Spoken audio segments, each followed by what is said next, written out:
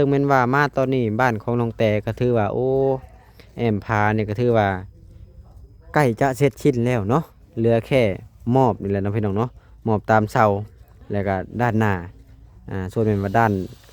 ข้างด้านหลังนี่ถือว่าเสร็จสิ้นเนาะพี่น้องเนาะเหลือแต่มอบนั่นแหละนี่แหละเดี๋ยวเลาะเบิ่งให้ FC รับชมไปนำกันก่อนโอ้ถือว่าโอเคแล้วบัดนี้หลังจากที่เฮามอบตัวนี้มันก็ถือว่าเสร็จสิ้นได้นี่พี่น้องเอ้ยมอบแจนี่ดิทางลุงเราปาดไม้แล้วนี่ถ้ามอบเข้าไปสิมันก็จะบ่เห็นบ่อนเป็นหูอันนี้มันเลยนี่เลยเพิ่นก็ปาดเตรียมไว้เป็นที่เรียบร้อย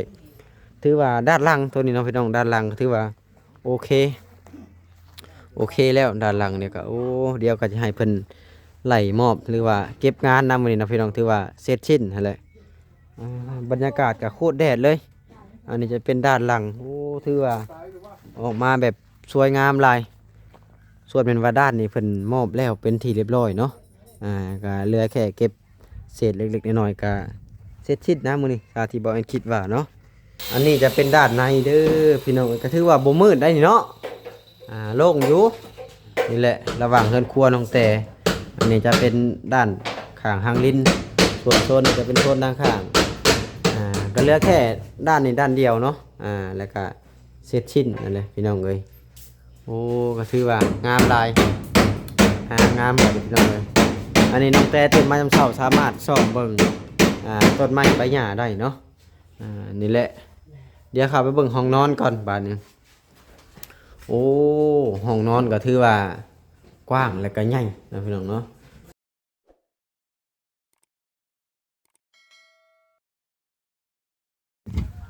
เอาพี่น้องเอ้ยเสิงเปิดภาพมาตอนนี้ก็มาอยู่บ้านของน้องแต่เพิ่นเด้อพี่น้องเอ้ยก็พอดีว่าเป็นบรรยากาศช่วงสายๆเด้อเพราะว่าบ่แอนน่ะบ่สบายเนาะพี่น้องบ่แอนกินดักแด้หรือว่านางที่อยู่ในต้นคูนหั่นแหละเนาะเปลี่ยนจากบ้งแล้วมันเป็นนางมันจับอยู่ในต้นคูนแล้วที่นี่บ่แอนเอามาคั่วเนาะพี่น้องเอามาคั่วแหละแพ้ตุ่มขึ้นเต็มเบิดกระโตเนาะพี่น้องเนาะจนนอนบ่ได้จน3 โมงจังได้นอนเนาะก็เลยคำมาช่วยหลังจากที่ตื่นนอนมาพอแบบบ่สบายบ้านนี้พี่น้องก็เลยมาช่วยเนี่ยเนาะซึ่งแม่นว่ามาตอนนี้บ้านของน้องแต่ก็ถือว่าโอ้แอมพาเนี่ยก็ถือว่าใกล้จะเสร็จสิ้นแล้วเนาะเหลือแค่มอบนี่แหละนะพี่น้องเนาะมอบตามเสาแล้วก็ด้านหน้าส่วนเป็นว่าด้านข้างด้านหลังนี่ถือว่าเสร็จสิ้นนะพี่น้องเนาะเหลือแต่มอบนั่นแหละนี่แหละเดี๋ยวเลาะเบิ่งให้ FC รับชมไปนำกันก่อนโอ้ถือว่าโอเคแล้วบัดนี้หลังจากที่เฮามอบตัวนี้มันก็ถือว่าเสร็จสิ้นได้นี่พี่น้องเอ้ยมอบแจนี่ดิทางลุงเราปาดไม้แล้วนี่ถ้ามอบเข้าไปสิมันก็จะบ่เห็นบ่อนเป็นหูอันนี้มันเลยนี่เลยเพิ่นก็ปาดเตรียมไว้เป็นที่เรียบร้อยถือว่าด้านหลังตัวนี้เนาะพี่น้องด้านหลังถือว่าโอเคแล้วด้านหลังเนี่ยก็โอ้เดี๋ยวก็จะให้เพิ่นไล่มอบหรือว่าเก็บงานนำมื้อนี้นะพี่น้องถือว่าเสร็จสิ้นหั่นแหละบรรยากาศก็โคตรแดดเลยอันนี้จะเป็นด้านหลังโอ้ถือว่าออกมาแบบสวยงามหลายส่วนเป็นว่าด้านนี้เพิ่นมอบแล้วเป็นที่เรียบร้อยเนาะก็เหลือแค่เก็บเศษเล็กๆน้อยๆก็เสร็จสิ้นนะมื้อนี้ที่บ่แม่นคิดว่าเนาะบรรยากาศก็ถือว่าแดดแห้งพี่น้องเอ้ยโคตรแดดเลยมื้อนี้นี่แหละบรรยากาศอยู่บ้านน้องแต่เดี๋ยวเข้าไปเบิ่งข้างในก่อนว่าเป็นจังใดอันนี้จะเป็นด้านตะเวนตกนะพี่น้องเนาะก็มีหลายๆคนว่าย่านมันมืดนะพี่น้องเดียวหลังจากที่เพิ่นแอมแล้วบ่แอนสิเข้าไปเบิ่งว่ามืดหรือบ่เนาะก็ยังเหลือแค่ด้านหน้านี่เลยเดี๋ยวอันตัวนี้ก็จะให้ทางลุงเรามายิงเข้าอีกน้องแต่ว่ามันโน่นก็สิยิงเข้าเนาะพี่น้องเนาะนี่แหละถือว่าเป็นบ่อนที่ส่องลมแผ่นผ่านนี่แหละเหลือแค่ด้านนี้ด้านเดียวเนาะเฮาก็จะเห็ดกันศาสตร์ลงมาปกเพื่อว่าบ่ให้พ่นศาสตร์เขานั่นแหละเดี๋ยวขับไปเบิ่งข้างในก่อนบาดนี้เบิ่งเด้อสั่งแปะขับไปเบิ่งข้างในก่อนว่ามันมืดทำใดนะโอ้ อันนี้จะเป็นด้านในเด้อพี่น้องก็ถือว่าบ่มืดได้นี่เนาะโล่งอยู่นี่แหละระหว่างเฮือนครัวน้องแต่อันนี้จะเป็นด้านข้างหางลิ้นส่วนโซนนี้จะเป็นโซนด้านข้างก็เหลือแค่ด้านนี้ด้านเดียวเนาะแล้วก็เสร็จชิ้นนั่นเลยพี่น้องเอ้ยโอ้ก็ถือว่างามลายงามแบบพี่น้องเอ้ยอันนี้น้องแต่ตื่นมาจำเช้าสามารถส่องเบิ่งต้นไม้ใบหญ้าได้เนาะนี่แหละเดี๋ยวเข้าไปเบิ่งห้องนอนก่อนบาดนี้โอ้ห้องนอนก็ถือว่ากว้างและก็ใหญ่นะพี่น้องเนาะใหญ่หลายส่วนไม่ว่าทางนี้ก็เดี๋ยวสิให้ลุงเราเก็บงานให้เพื่อบ่ให้มันเห็นแสงแดดหรือว่าแสงตะเวนนี่แหละเดี๋ยวจะให้เพิ่นเก็บงานอีกเล็กๆน้อยๆก็น่าจะเสร็จสิ้นนั่นแหละพี่น้องเอ้ยถือว่าบ่เอ็นก็เข้ามาช่วงสายๆมื้อนี้มาบ่ทันเนาะถือว่าอันนี้ก็เสามันคดนะพี่น้องแบบว่ามันเป็นเสาไม้กลมมันก็บ่อยากแก็บปานใดก็มีแต่ว่าเก็บได้ซ้ำที่เก็บนะพี่น้องเนาะเก็บสำความสามารถนั่นแหละถือว่าโอเคแล้วพี่น้องระหว่างห้องนอนนี่ก็ถือโอ้คักๆๆบาดนี้โล่งเพิ่นปัดแล้วเรียบร้อยเด้พี่น้องโอ้โหคักบาดนี้ก็มีแต่ว่าทางแม่เพิ่นก็วางแผนไว้อยู่ว่าสิปลูกกะโหลให้ทางน้องๆเพิ่นแต่บ่ฮู้ว่ายามใดนะก็หลังจากที่บ่แอนแล้วเวียกแล้วงานพุ่นแหละบางทีก็ได้ถือว่าหลังจากที่น้องแต่ตื่นมายามเช้าสามารถส่องเบิ่งบรรยากาศด้านหน้าบ้านได้เนาะถือว่าโอเคเบิ่งน้องจ้อยงับเขาดูงับเข้าลงดูเบิ่งนี่ดิเหล็กสากติดในพื้นน่ะบ่พื้นน่ะบ่นี่มันติดอันนี้เดี๋ยวจะให้ลุงเราเกลี่ยออกจักหน่อยนี่มันติดแป้นอันนี้ดินี่บ่มันติดนี่มันติดนี่เดี๋ยวให้เราเกลี่ยออกเล็กๆน้อยๆถือว่าเหล็กสากก็ใส่แล้วเป็นที่เรียบร้อยมื้อแลงน้องแต่สามารถลงมานอนได้เนาะถ้าว่าอยากนอนนะพี่น้องเอ้ยก็มีแต่ว่าสามารถนอนได้นะนี่แหละ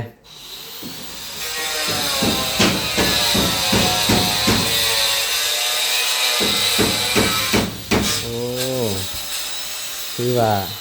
แล้วระหว่างด้านเฮือนครัวกับมันกับบ่มืดหน่อยพี่น้องคือว่าแจ้งอยู่สำนี้นะโอเคแล้วทำนี่บ่เอ็นคิดว่าเลยตอนนี้ผมกำลังเก็บงานด้านนี้คือว่าเสร็จสิ้นนะถ้าว่าเก็บงานด้านนี้แล้ว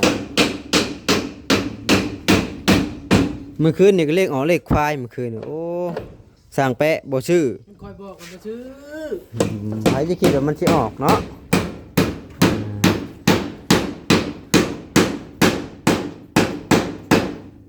เอาเก็บงานไปเรื่อยๆ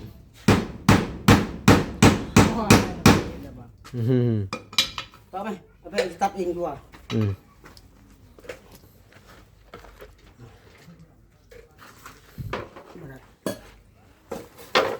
เบิ่งเพิ่นเดี๋ยวต่อไปเพิ่นก็เฮ็ดกันฉาดลงมาพี่น้องเอ้ยเฮ็ดกันฉาดลงมาก็ถือว่าโอเคแล้วกันฉาดเนี่ยจะเอาอยู่ประมาณจัก 3-4 แผ่นลงมาแต่งหน้ามันนั่นแหละรอเบิ่งรอรุ่นไปนำกันว่าสิเป็นจังไดก็ได้เดี๋ยวเพิ่นก็จะเก็บขอบตัวนี้ขึ้นไปวัดเก็บขึ้นไปเรื่อยๆมันบ่พอซองมัดเนาะ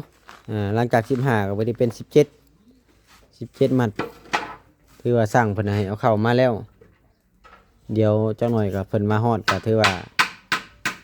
แล้วนะมื้อนี้นะมีแต่ว่าท่าแต่เก็บงานเดี๋ยวให้เบิ่งบรรยากาศไปนำกันก่อนบัดนี้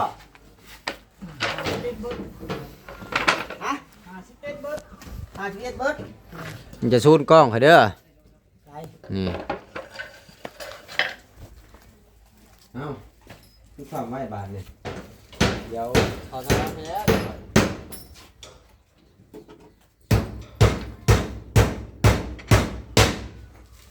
51นั่นส่งเนาะ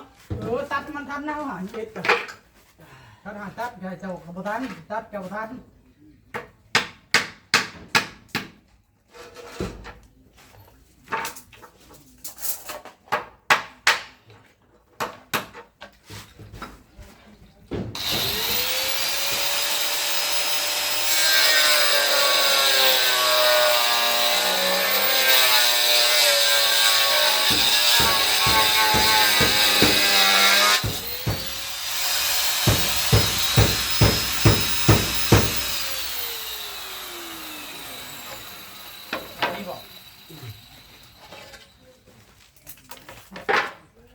เ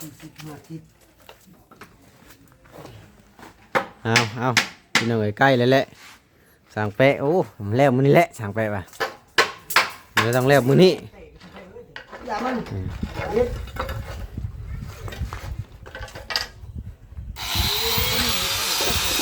ต้องเจาะเอายังไม่แตก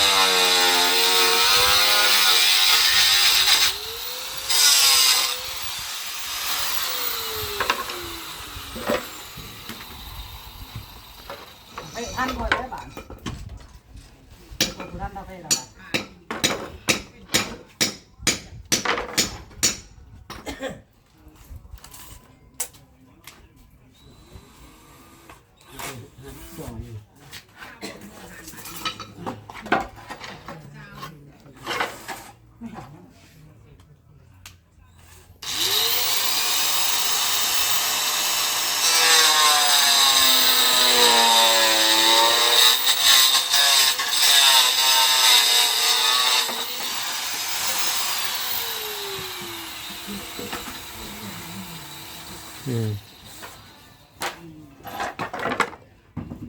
นี่ว่าคนนะ เดี๋ยวไปเบิ่งทางนี้ก่อนเนื่องว่าสิมอบทางใดวางแผนแบบใดบาทนี่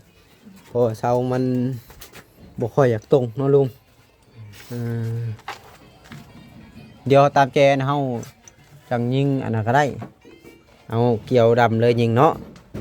ยังบ่ได้ซ่อนบันไดที่มันบ่แน่นเนาะก็เก็บไปเลยนะมื้อนี้นะให้มันแล้วเลย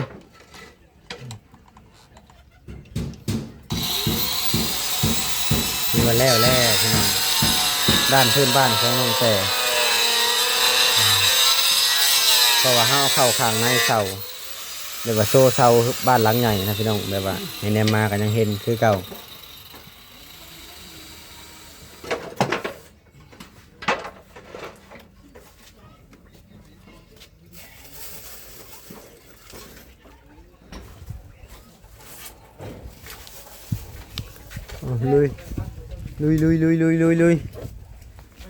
ลุยสังแปะลุย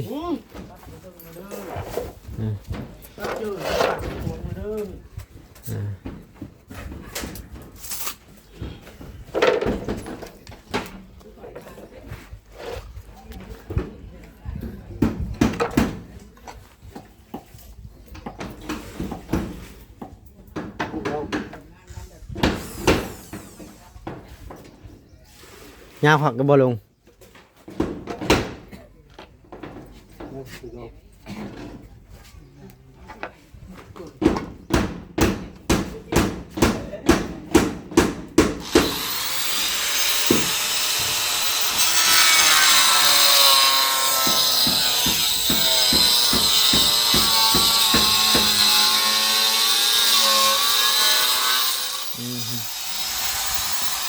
เข้าผักหรือบ่ลุง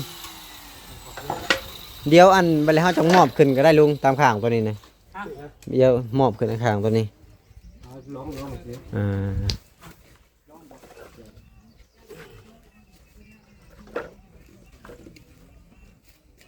ใส่ไฟบดเทิงเนาะทางน่ะ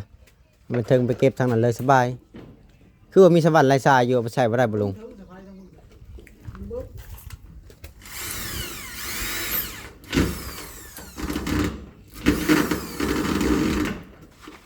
มันยาวพอใดบ่ได้ดอกอิงจะผ่านนะต้องเอาแบบมอบไปซื้อมันจังไรต้องซื้อสำหรับมามอบสิเด้เงาผลึกหนอดเงาอ่ะแม่นเพราะว่าเอามามอบตามแจมัน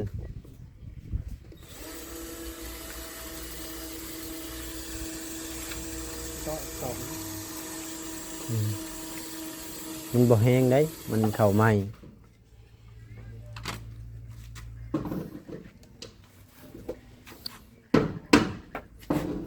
คือมาเชล่าเนี่ยก็ป้าต้องพอดีเนาะบอสั่งมาอีกตั้งหนึ่งพอดีได้สั่งอีกบ่แม่นได้สั่งเลยสั่งมาแล้วได้ใส่ตัวไหนเนี่ยตัวเทิงนี่ก็ใส่บ่แม่นปิดหน้าลงมาปิดหน้าลงมามันมอนหาชีวิตไปจักเป็นสั่งแปะตัดในได้นี่คือบ่เทิงนี่นี่ กายเลยหาชีวิตบ่จักบาทเอามาเบิ่งก่อนกระเม็ด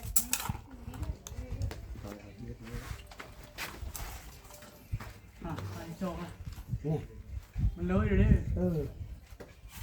หาช่องป่ะตัดผักสิตัดผักสิ เส้นหนึ่ง ตัดผักสิเนาะหมูลูกสิ เฮ้ย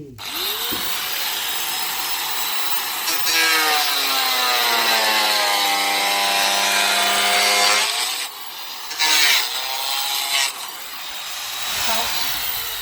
ง่ายเพิ่มยักษ์เลยง่าย นั่นไงก็ หาช่องชนะ เอาเบิ่งดูเช็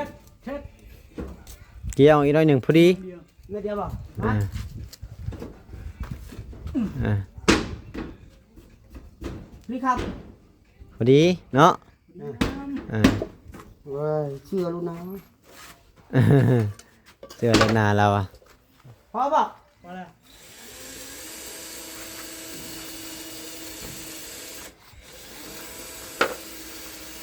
งานนี่ต้องลักล้านแล้วบ่อย ธรรมดาเลย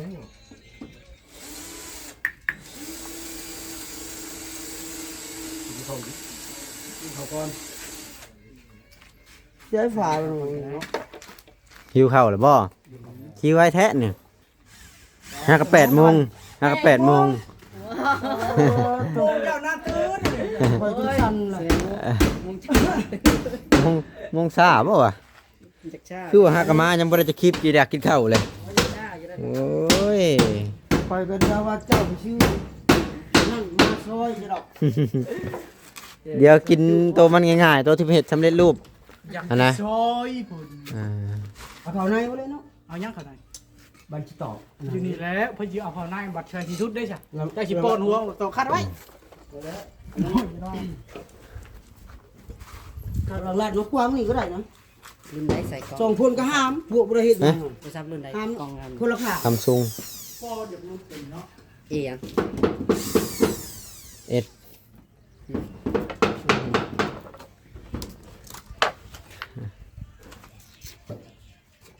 1 2 3 4 หาจาก4แผ่นเนาะถ้า4แผ่นลงมาพอดีหรือว่าอาจแต่อัน พอดีพ่อยังจะอัดตัวนี้บ่ แม่นๆเดี๋ยวรอเพิ่นมา แล้วขอบนะ ใส่เบิ้ลเลยป่ะสี่แผ่นหนึ่งใส่มาแล้วทา ไปไปใส่เลยใส่นะ ใส่แล้วก็แล้วหากะ11 โมงไป หลังลาดไป อยากเข้าแล้วท่านี่เอาไปกินข้าวซะ กินข้าวแล้วลุยต่อ กินข้าวเช้าแห้งกะลีมาเด้อท่านน่ะกินข้าวนำกันเด้อกินข้าวเช้านำกันเด้อ กินข้าวกินข้าวกินข้าวไปจัดเอาน้องจ้อยกินบุญปลาเลยน้ำแดงนี่ จักน้ำแดง โอ้น้องจ้อยนี่ เล่าไปเขากินจอกเดียวนะ นั่นเด้อ เราขี่ออกแล้วสิ เอาพี่น้องกินข้าวนำกันบาทนี่ พอท่านได้ลูกซื้อนมมาไว้หรือเปล่า โพดลิ้นน้องบอยเนาะเอาแต่งมา มากินข้าว มาเด้อท่านเด้อท้องเธอหรือไรนี่มีการตำรับอยู่กินข้าวนำกันกินข้าวปิ้งไก่กินไก่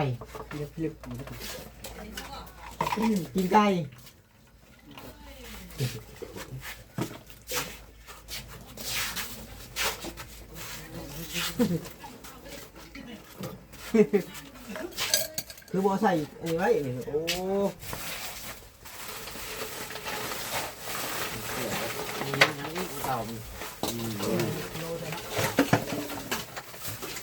หกอลีอะโล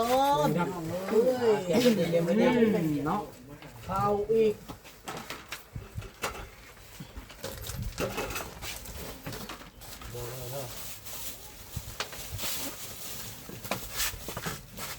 มาช่วยอะไรนี่มัน มาซอยบ่มันนี่น่ะ อะไรมัน ผิดปกติแฮงมันนี่เนาะ โอ้คอยยืนว่าเจ้าอยู่มา กินผ่านให้อย่างนี้ ไปบ่สบายไปนอน3 โมงเช้า บ่สบายนอน3 โมงเช้า นี่ตุ่มคอยเป็นตุ่มเต็มเบิดถุงนี่ เดี๋ยวเฮ็ดเวียกเฮ็ดงาน ตู้ชาติกันนะ ไปแพร่ดักแด้แต่ก่อนคอยก็กินบ่ฮู้ว่าเป็นหยังบัดนี้ตัวนี้ค่ะคอยซื้อเอาแต่ก่อนเขาไปเก็บเอาเอง ฟังมันข่าวนะ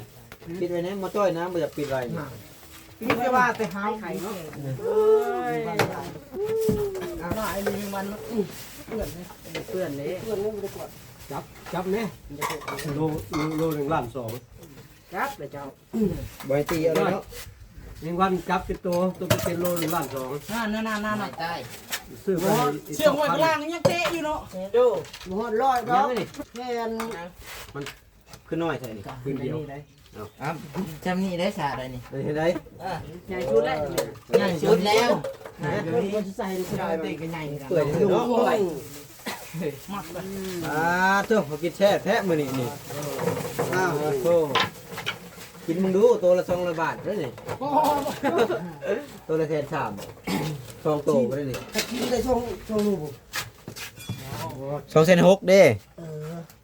วันนั้นเนาะ เอามันจ้อย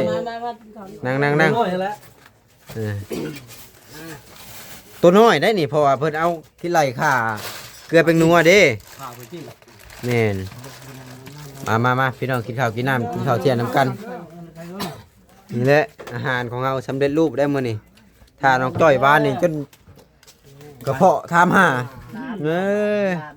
ประมาณนี้แหละพี่น้องเอ้ยกินข้าวกินน้ำก่อน บัดนี้ถาม เอ หา อเดี๋ยวพอกันคลิปหน้าคลิปในบัดนี้